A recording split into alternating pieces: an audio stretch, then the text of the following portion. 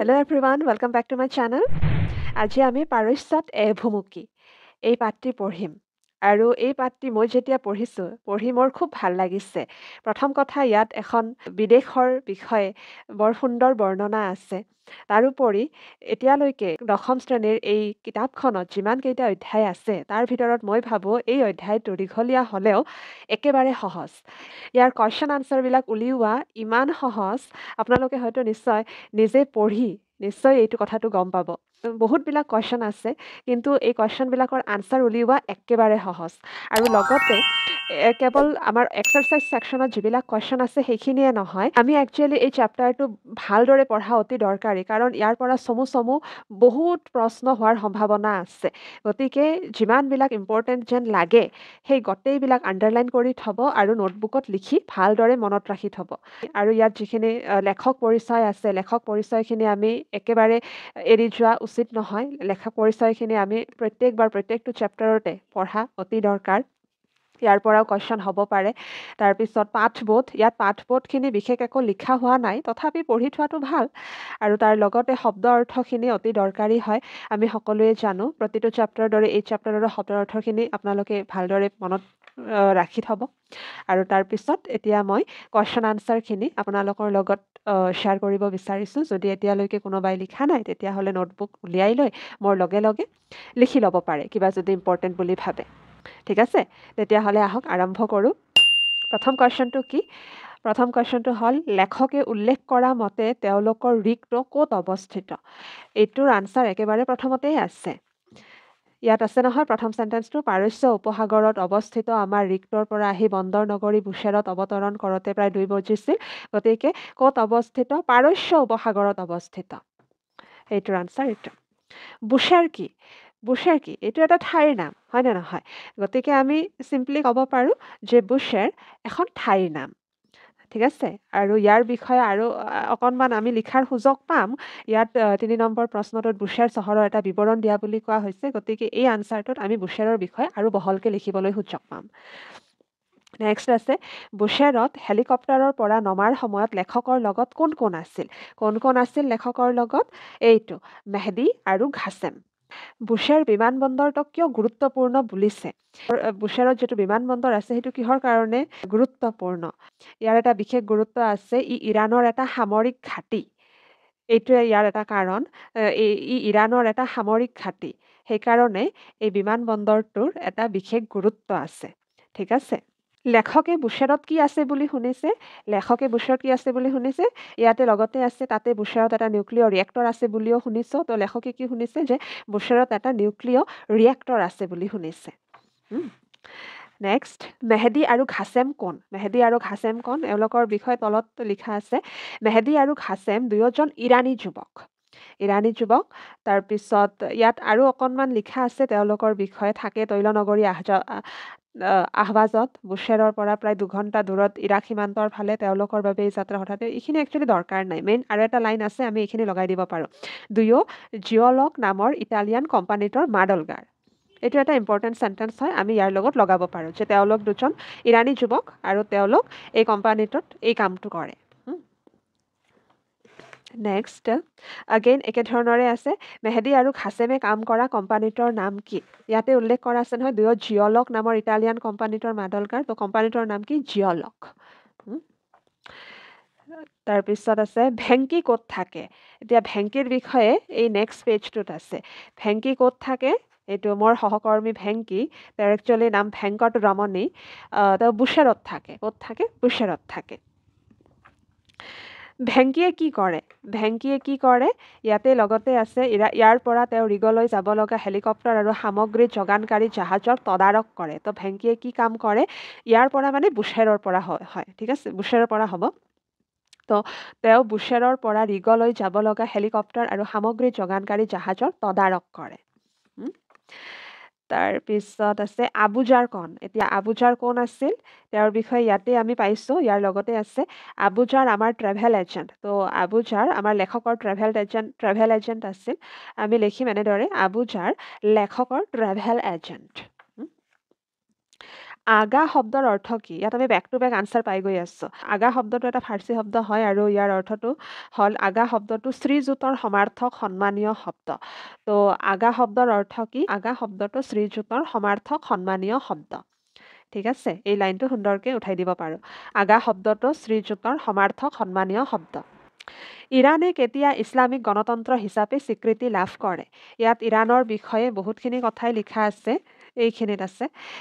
খ্ৰীষ্টীয় 1979 চনৰ বিখ্যাত ধৰ্মীয় বিপ্লৱৰ ফলস্বৰূপে 1 এপ্ৰিলৰ পৰা ইৰাণে ইছলামিক গণতন্ত্ৰ হিচাপে স্বীকৃতি লাভ কৰে। কেতিয়া লাভ কৰে এইটো ইয়াত সুন্দৰকৈ দিয়াই আছে, আমি চাই ল'লোঁ। ঠিক আছে, নেক্সট, ইৰাণৰ ইছলামিক গণতন্ত্ৰৰ প্ৰতিষ্ঠাতা কোন? ইয়াৰ লগতেই আছে এই বিপ্লৱৰ নেতা ইমাম আয়াতুল্লাহ খমেনি এই গণতন্ত্ৰৰ প্ৰতিষ্ঠাপক। তেওঁৰ কি নাম আছিল? ইমাম আয়াতুল্লাহ খমেনি। অ'কে, তেওঁৱেই হ'ল এই গণতন্ত্ৰটোৰ প্ৰতিষ্ঠাপক। ইৰাণৰ কোনটো বিষয়ে লেখকৰ কৌতূহল বৃদ্ধি কৰিছিল? এইটো অলপ আগত আছে। কোনটো বিষয়ে কৌতূহলী কৰিছে লেখকক কৌতূহল বৃদ্ধি কৰিছিল? এইখিনিত আছে। প্ৰতিবাৰতে গোলাকৃতিৰ স্থাপত্যটোৱে মোক কৌতূহলী কৰি তোলে।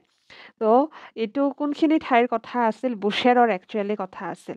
ঠিক আছে, তো এই বুশ্বেৰ চহৰ তো বুশ্বেৰত থকা গোলাকৃতিৰ স্থাপত্যটোৱে লেখকক কৌতূহলী কৰি তোলে বা লেখকৰ কৌতূহল বৃদ্ধি কৰিছিল। এইদৰে লিখিম। ইৰাণৰ ৰাজধানীৰ নাম কি? ইৰাণৰ ৰাজধানীৰ নাম তেহৰান। ইয়াত তেহৰানৰ বিষয়ে আছে নহয় বহুতখিনি কথা। তেহৰান।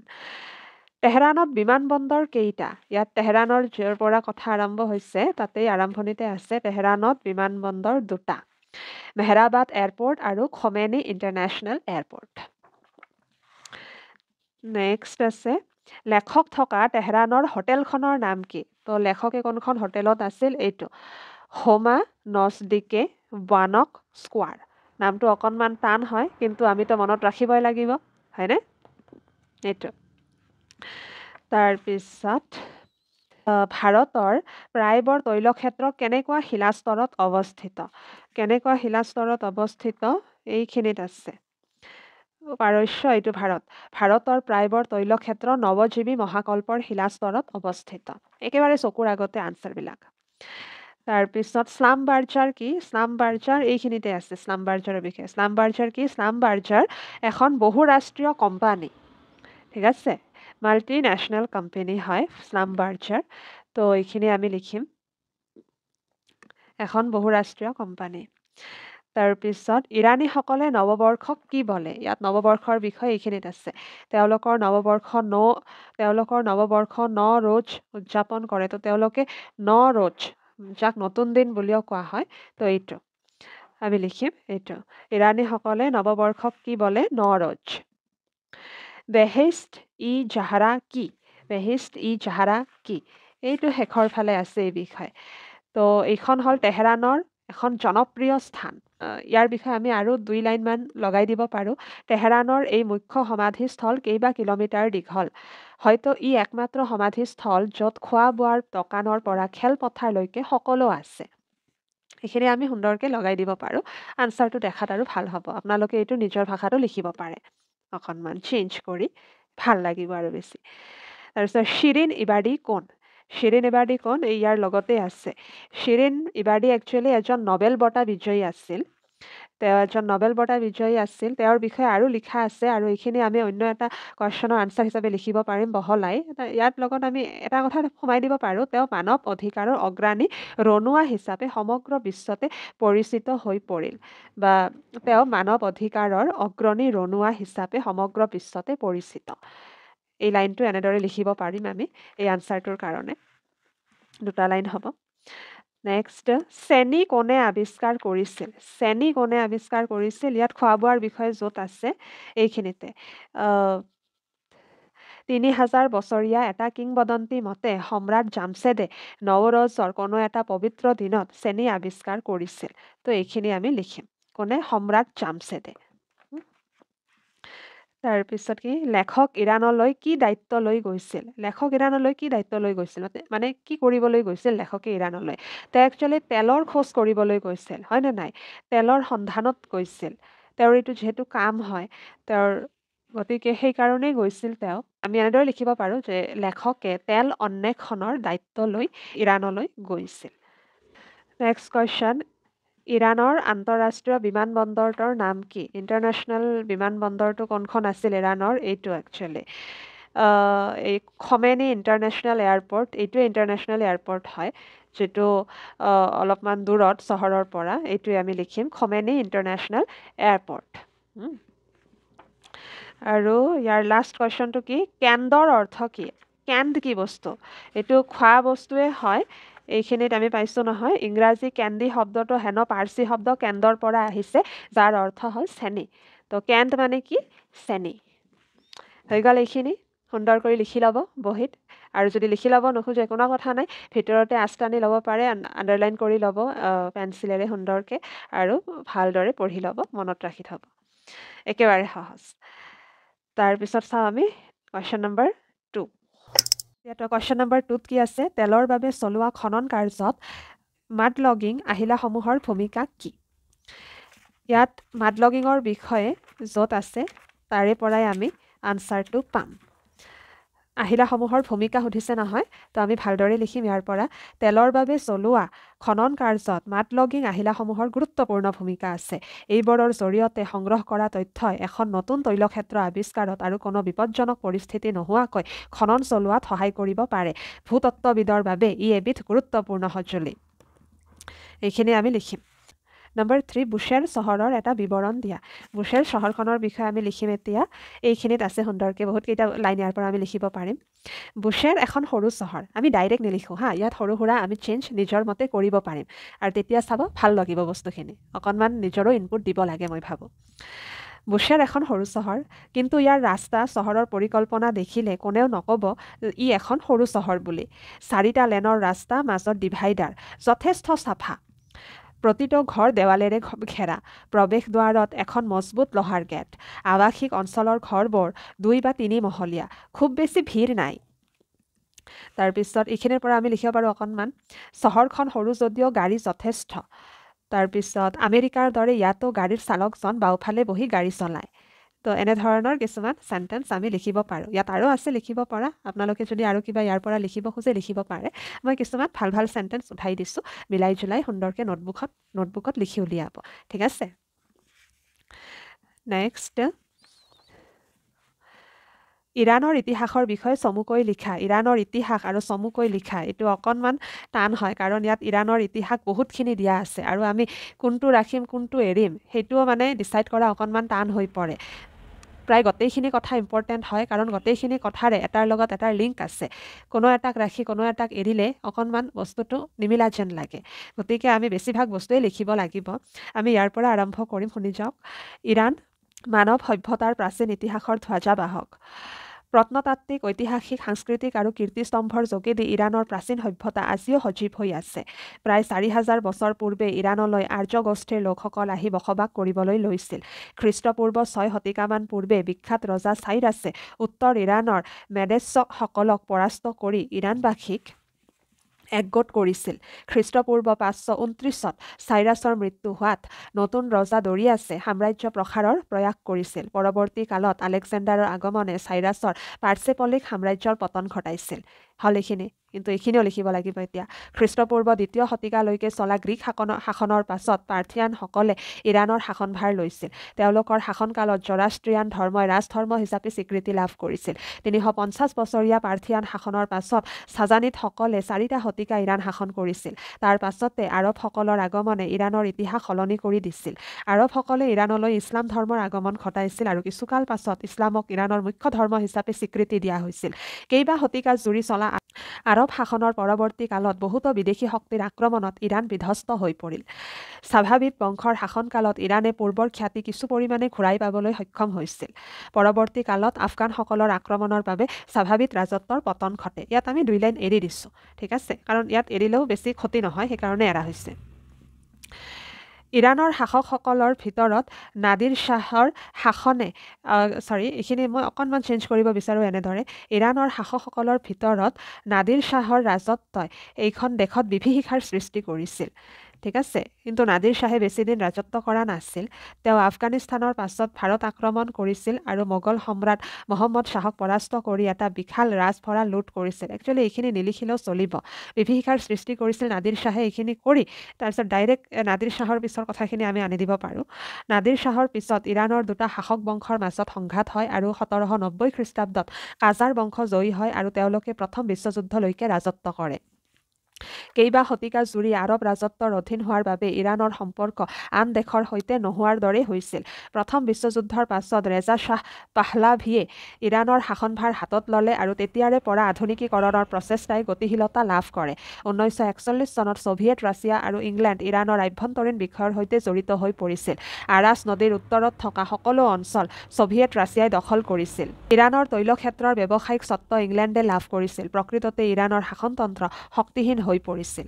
খ্ৰীষ্টীয় 1979 চনৰ বিখ্যাত ধৰ্মীয় বিপ্লৱৰ ফলস্বৰূপে 1 এপ্ৰিলৰ পৰা ইৰাণে, ইয়াত 1 এপ্ৰিল আছে, আমি এপ্ৰিলৰ 1 তাৰিখ বা 1 এপ্ৰিল বুলি লিখিব পাৰিম, অকণমান চেঞ্জ কৰিব যদি খোজে, ইছলামিক গণতন্ত্ৰ হিচাপে স্বীকৃতি লাভ কৰে। বিপ্লৱৰ নেতা ইমাম আয়াতুল্লাহ খমেনী এই গণতন্ত্ৰৰ প্ৰতিষ্ঠাপক। আমি এইখিনিতে এৰি দিব পাৰোঁ একচুৱেলি, আৰু দীঘল নকৰাকৈ। দীঘল কৰিলে বহুতখিনি লিখিব লাগে একচুৱেলি, ইয়াত আৰু লিখিব লগা আছে, এইখিনিও ভৰাই দিব পাৰোঁ এই পেৰেগ্ৰাফখিনি ধৰিলে পৰ্যন্ত। কিন্তু মই ভাবোঁ ইয়াতো যদি আমি এৰোঁ তথাপি বেয়া নহ'ব। তাৰপিছত ইৰাণৰ ভূতত্বৰ বিষয়ে লিখা। ইয়াত ইৰাণৰ ভূতত্বৰ বিষয়ে বেছি একোতো উল্লেখ নাই, তথাপি আমি 2 লাইন ক'ব পাৰোঁ। যেনে ইয়াত ইৰাণৰ বিষয়ে য'ত অকণমান লিখা আছে, যেনে ইয়াত ইৰাণত প্ৰচুৰ মাত্ৰাত তৈল ভাণ্ডাৰ আছে, গেছ পোৱা যায়, প্ৰাকৃতিক গেছ পোৱা যায়। চ' আমি ক'ব পাৰোঁ যে ইৰাণৰ ইয়াত কি আছে, ভূতত্ত্ব। তো আমি ক'ব পাৰোঁ যে ইৰাণৰ ভূখণ্ডত প্ৰচুৰ পৰিমাণে তৈল ভাণ্ডাৰ আছে, বা ইৰাণৰ ভূতত্ত্ব প্ৰচুৰ তৈল ভাণ্ডাৰেৰে ভৰপূৰ। আৰু তেল আৰু গেছৰ ভাণ্ডাৰেৰে ভৰপূৰ, এনেদৰে লিখিব পাৰোঁ। আৰু এটা লাইন এইফালে আছে, ইৰাণৰ ভূস্তৰৰ বিভিন্ন যুগৰ বিভিন্ন শিলাত তেল আৰু গেছ পোৱা যায়। এই লাইনটো দিব পাৰোঁ, কাৰণ এই বিষয়ে 2টা লাইনেই ইয়াত পোৱা গৈছে, বিশেষ একো বহলকৈ পোৱা আমি দেখা নাই, হয়নে নাই? চ' আমি এই 2টা লাইন লিখিব পাৰোঁ। ইয়াৰ বাহিৰে আৰু যদি কিবা লিখিব খোজে আৰু ক'ৰবাৰ পৰা লিখিব পাৰে। জাগ্ৰছ পৰ্বতমালাৰ বিষয়ে তোমাৰ পাঠ্যপুথিৰ সহায়ত লিখা। ইয়াত জাগ্ৰছৰ বিষয়ে সোধা হৈছে আৰু আছেও বহুতখিনি কথা জাগ্ৰছ পৰ্বতমালাৰ বিষয়ে। তো আমি ইয়াৰ পৰা লিখিব পাৰিম। এইখিনিত আছে অলপমান, এইখিনিত আছে অলপমান। তো আমি কেনেদৰে লিখিম? প্ৰথমতে এইখিনি আমি লিখিব পাৰোঁ, জাগ্ৰছ পৰ্বতমালা ইৰাণৰ উত্তৰ পশ্চিমৰ পৰা দক্ষিণ পূবলৈকে বিয়পি আছে। ইয়াৰ সৰ্বোচ্চ শৃংগৰ উচ্চতা প্ৰায় 4,500 মিটাৰ। যেতিয়া আৰৱ প্লেট আৰু ইউৰেছিয়া প্লেটৰ সংঘাত আৰম্ভ হৈছিল, তাৰ ফলস্বৰূপে সাগৰৰ বুকুৰ পৰা জাগ্ৰত হৈ উঠিছিল জাগ্ৰছ পৰ্বত। জাগ্ৰছ আৰু হিমালয়ৰ জন্ম কাহিনী একে। এই জাগ্ৰছৰ দক্ষিণ পশ্চিম দিশত সঞ্চিত হৈ আছে বিৰাট তেল আৰু গেছৰ ভাণ্ডাৰ। এইখিনি কথা আমি এনেদৰে লিখিব পাৰোঁ তল ওপৰ কৰি। তাৰপিছত ইৰাণৰ কেইখনমান ঠাইৰ নাম। ইৰাণৰ কেইখনমান ঠাইৰ নাম ইয়াতে আছে, এইখিনিতে আমি পাম এটা পেজতে। Shiraz, Ahvaz, Isfahan, Natanz, Mashhad, Yazd, Tabriz, Hamadan, Kerman, Ardabil আদি ঠাইবিলাকৰ নাম ইয়াত আমি পাইছোঁ, সেইকেইটাই লিখিম। তেহৰানৰ বিমানবন্দৰ কেইটা আৰু কি কি, আৰু কোন কোন স্থানত? তেহৰানত 2টা বিমানবন্দৰ আছে নহয়। তেহৰানৰ বিমানবন্দৰ 2টা, মেহৰাবাদ এয়াৰপৰ্ট আৰু খমেনি ইণ্টাৰনেশ্যনেল এয়াৰপৰ্ট। আৰু ক'ত ক'ত ইয়াত লিখাই আছে, মেহৰাবাদ এয়াৰপৰ্ট এই বিমানবন্দৰটো চহৰতে, আনহাতে খমেনি বিমানবন্দৰটো চহৰৰ পৰা দূৰত। তেহৰানৰ প্ৰাকৃতিক অৱস্থা কেনেকুৱা লিখা। তেহৰানৰ প্ৰাকৃতিক অৱস্থাৰ বিষয়ে আমাৰ লেখকে লিখিছে, সুন্দৰকৈ লিখিছে। আৰম্ভণিতে আমি লিখিব পাৰোঁ যে তেহৰানৰ প্ৰাকৃতিক অৱস্থা অতি সুন্দৰ, হয়নে, বা প্ৰাকৃতিক পৰিৱেশ অতি সুন্দৰ। তাৰপিছত এইখিনি কথা আমি লিখিব পাৰোঁ যিখিনি লেখকে নিজে লিখিছে। চহৰৰ কাষতে ওখ পাহাৰ। তাৰপিছত তেহৰানক বহুতে পেৰিছৰ লগত তুলনা কৰে। ওখ ওখ পৰ্বতেৰে পৰিবেষ্টিত হোৱা তেহৰানখন অতি সুন্দৰ। গ্ৰীষ্মৰ 2টা মাহৰ বাহিৰে বাকী সময়ছোৱাত ইয়াত জলবায়ু আৰামদায়ক। শীতকালত ইয়াত বৰফ পৰে। তেহৰানক এই সুন্দৰ জলবায়ু প্ৰদান কৰিছে এলব্ৰুছ পৰ্বতৰাশিয়ে। মহানগৰীখনৰ বাবে খোৱাপানী আহে পৰ্বতৰ ওপৰৰ হিম প্ৰবাহৰ পৰা। তো এইখিনি আছে। ইয়াৰ বাহিৰে বেলেগতো একো আমি পোৱা নাই। তেহৰানৰ আৰু প্ৰাকৃতিক অৱস্থাৰ বিষয়ে যিহেতু সোধা হৈছে, ইয়াত প্ৰাকৃতিক অৱস্থাৰ বিষয়ে এইখিনিতে আমাৰ লেখকে উল্লেখ কৰিছে। বাকী আমি ইয়াত বেলেগ একো পোৱা নাই, খালি আৰম্ভণিতে আমি এনেদৰে লিখিব পাৰোঁ যে তেহেৰানৰ প্ৰাকৃতিক পৰিৱেশ অতি সুন্দৰ। তাৰপিছত এইখিনি আমি বৰ্ণনা দি দিলোঁ, যিখিনি আমি পঢ়িলোঁ এই পেজ নম্বৰ 87 পৰা, আৰু অলপমান এই পিছফালে যিখিনি আছে এইখিনিৰ পৰা। আৰু তাৰপিছত এণ্ডত আকৌ লিখিব পাৰোঁ যে পৰ্বত পাহাৰেৰে পৰিবেষ্টিত তেহেৰানৰ প্ৰাকৃতিক অৱস্থা যথেষ্ট মনোৰম। এনেই আমি যিহেতু জানো কেনেদৰে এনেকুৱা আনচাৰৰ এণ্ডিং কৰিব লাগে বা ষ্টাৰ্ট কৰিব লাগে, তেনেদৰে আমি কৰিম। ঠিক আছে। স্লাম বাৰ্জাৰ কোম্পানীৰ কাৰ্যালয় ক'ত ক'ত আছে? এই কোম্পানীটোৰ কাৰ্যালয়টো বহুত ঠাইত আছে। এইটো নাজিৰাৰ পৰা নাইজেৰিয়ালৈকে, দুলিয়াজানৰ পৰা ডুবাইলৈকে, তেহেৰানৰ পৰা টেক্সাছলৈকে, পৃথিৱীৰ সকলো ঠাই তৈল ক্ষেত্ৰৰ ওচৰে পাঁজৰে আছে। এক অৰ্থত তৈল উদ্যোগৰ সৈতে এই কোম্পানী অতি ঘনিষ্ঠভাৱে জড়িত। তো এইখিনি আমি আনচাৰ হিচাপে লিখিব পাৰিম। ইৰাণীসকলৰ নৱবৰ্ষ উৎসৱৰ বিৱৰণ দিয়া।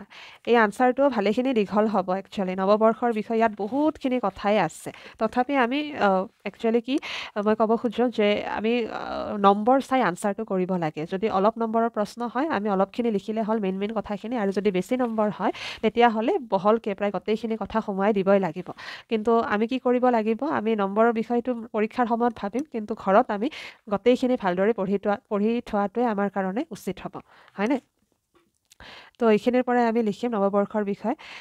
বসন্তৰ মনোৰম দিনৰ আৰম্ভণিতে ইৰাণীসকলে তেওঁলোকৰ নৱবৰ্ষ নৱৰোজ উদযাপন কৰে। দুসপ্তাহ জুৰি উদযাপন কৰা এই উৎসৱ আৰম্ভ হয় বসন্তৰ প্ৰথম দিনত, যেতিয়া সূৰ্যই বিষুৱ ৰেখা অতিক্ৰম কৰে। ভেংকিয়ে মোক কোৱা মতে এইখিনি নিলিখোঁ, আমি লিখিম এইখিনি। সেই সময়ত বুশ্বেৰৰ হোটেলৰ কথা বাদেই স্কুল কলেজৰ পৰা আৰম্ভ কৰি চৰকাৰী কাৰ্যালয়লৈকে সকলোতে শিবিৰ স্থাপন কৰা হয়, যাতে ইৰাণীসকলে নৱবৰ্ষ উদযাপন কৰিব পাৰে। এওঁলোকে নৱবৰ্ষৰ সময়ত নতুন কাপোৰ লয়, পিঠা পনা খায়। নৱবৰ্ষৰ এই আনন্দোৎসৱত বহুতো বিষয় সামৰি লোৱা হয়। পৰিৱেশ আৰু নিজকে চাফ চিকুণকৈ ৰখা, শত্ৰুভাৱ দূৰ কৰি বন্ধুত্ব গঢ়া, অগ্নিশিখা প্ৰজ্বলন কৰা, সীমান্ত, নদী বা সাগৰ অভিমুখে যাত্ৰা ইত্যাদি। উল্লেখযোগ্য যে জৰাষ্ট্ৰিয়ান ধৰ্ম ইৰাণৰ মূল ধৰ্ম হৈ থকা সময়তে এই উৎসৱৰ বিকাশ ঘটিছিল। সাধাৰণতে উৎসৱৰ সময়ত যিকোনো পাৰ্চী গৃহত টেবুল বা কাৰ্পেটৰ ওপৰত এখন সুন্দৰ কাপোৰ পাৰি 7বিধ খাদ্যবস্তু সজোৱা হয়।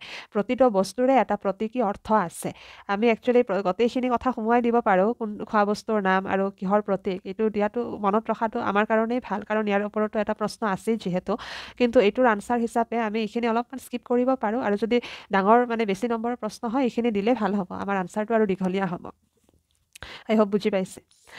নেক্সট এইখিনিও লিখিম আমি। এই 7বিধ খাদ্যৰ কাষত থাকে পবিত্ৰ কোৰাণ আৰু হাফেজৰ কবিতা পুথি। তাৰপিছত ইয়াত নৈবদ্যৰ বিষয়ে আৰু অকণমান আছে, আমি এইখিনিও লিখিব পাৰোঁ, নিলিখিলেও চলে, কিন্তু চাই থোৱাটো অতি দৰকাৰ কাৰণ ইয়াৰ পৰা আৰু বেলেগ ধৰণৰো কুৱেশ্যন বনাব পৰা যায়, সেইকাৰণে আমি চাই ৰখাটো আমাৰ কাৰণেই ভাল। এটা পাত্ৰত পানী থৈ তাত এটা সুমথিৰা উপঙাই থোৱা হয়। ইয়াৰ অৰ্থ হ'ল যে পৃথিৱী মহাসাগৰত উপঙি আছে।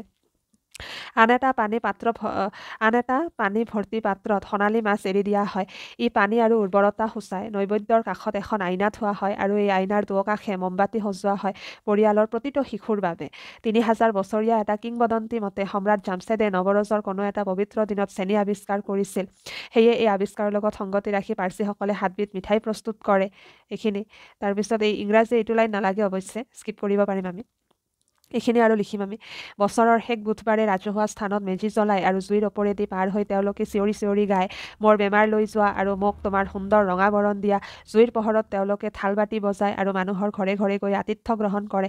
নৱবৰ্ষৰ আৰম্ভণিতে সকলোৱে পবিত্ৰ কোৰাণ আৰু হাফেজৰ কবিতা পঢ়ে। এইদৰে যথেষ্ট ধুমধামেৰে পাৰস্যৰ তীৰৰ এই জনজীৱনে নতুন বছৰক আদৰি লয়। এনেদৰে কাটি কুটি আমি আনচাৰটো লিখিম। বুজি পাইছে? ভালদৰে শুনি লৈছে হয়তো, গতিকে ভালদৰে চাই চিতি লিখিব আনচাৰখিনি নিজৰ বহীত। তাৰপিছত বেহেষ্ট ই জাহাৰাৰ লগত তেহৰাণবাসীৰ সম্পৰ্কৰ বিষয়ে লিখা। এই আনচাৰটো ইয়াতে আমি লিখিম, তেহৰাণবাসীৰ কি সম্পৰ্ক এইটোৰ ঠাইৰ লগত। চ' তেহৰাণৰ অতি জনপ্ৰিয় স্থান হ'ল বেহেষ্ট ই জাহাৰা। তো তেহৰাণক জানিব বা অনুভৱ কৰিবৰ বাবে কোনো বজাৰ বা আলিবাটত ঘূৰাৰ দৰকাৰ নাই। তাতোকৈ বেহেষ্ট ই জাহাৰাৰ ভ্ৰমণ কৰা উচিত। তেহৰাণৰ এই মুখ্য সমাধিস্থল কেইবা কিলোমিটাৰ দীঘল। হয়তো ইয়ে একমাত্ৰ সমাধিস্থল য'ত খোৱা বোৱাৰ দোকানৰ পৰা খেলপথাৰলৈকে সকলো আছে। আৰু বেহেষ্ট ই জাহাৰাৰ প্ৰসংগ আহোঁতে নোবেল বঁটা বিজয়ী শিৰিন ইবাদীৰ কথাও মনত পৰে। তেওঁৰ পৰিয়ালৰ এজন সদস্যকো ইয়াতে সমাধিস্থ কৰা হৈছিল। চ' এইখিনি পৰ্যন্ত আমি এনেদৰে লিখিব পাৰোঁ। আপোনালোকে হয়তো শুনিছে যে মই পঢ়াৰ সময়ত কিছুমান চেঞ্জ কৰি কৈছোঁ কথা, তো আমি তেনেদৰেই অকণমান চেঞ্জ কৰি লিখিব পাৰোঁ আনচাৰটো। ঠিক আছে, এইটো মোৰ ষ্টাইলৰ আনচাৰ। ভাল লাগে যদি আপোনালোকেও কপি কৰিব পাৰে নেক্সট শিৰিন ইবাৰ্ডি কোন তেওঁৰ সংগ্ৰামৰ বিষয়ে পাঠ্যপুথিৰ সহায়ত লিখা শিৰিন ইবাৰ্ডি এইখিনিয়ে আমি এটা প্ৰশ্নটো পাইছোঁ তেওঁ এজন নোবেল বঁটা বিজয়ী এতিয়া আৰু অলপ বহলাই লিখিব লাগিব শিৰিন ইবাৰ্ডি কোন নোবেল বঁটা বিজয়ী শিৰিন ইবাৰ্ডি ছাদ্দাম হুছেইন সমৰ্থিত এটা বিপ্লৱৰ অংশীদাৰ ঠিক আছে এনেদৰে আৰম্ভণিখিনি আমি লিখিলোঁ ইয়াত মানে তেওঁৰ পৰিচয়খিনি দিলোঁ আমি শিৰিন ইবাৰ্ডি কোন তেওঁৰ সংগ্ৰামৰ বিষয়ে এতিয়া অকণমান লিখিব লাগিব তেওঁ কেনেদৰে কি সংগ্ৰাম কৰিছিল শিৰিন ইবাৰ্ডিয়ে ছাদ্দাম হুছেইন সমৰ্থিত এটা বিপ্লৱৰ অংশীদাৰ হিচাপে তেওঁ খমেনিক পদচ্যুত কৰিবলৈ চেষ্টা কৰিছিল তাৰ বাবে তেওঁক শীতল মস্তিষ্কৰে হত্যা কৰা হৈছিল কঠোৰপন্থীৰ বিৰুদ্ধে শিৰিন ইবাৰ্ডিৰ যি সংগ্ৰাম সি শলাগিবলগীয়া তেওঁক বিচাৰপতি হোৱাৰ পৰা বঞ্চিত কৰা হৈছিল আৰু হিজাব পৰিধান কৰিবলৈ জোৰ দিয়া হৈছিল তেনে এটা কঠিন পৰিৱেশত তেওঁ এটা অত্যুৎসাহী পদক্ষেপ লৈছিল মানৱ অধিকাৰ তেওঁ সেইবোৰ লোকৰ বাবে যুঁজিছিল য'ত যুৱতীক ধৰ্ষণ কৰা হৈছিল শাসন বিৰোধী বুলি যুৱকক শাস্তি দিয়া হৈছিল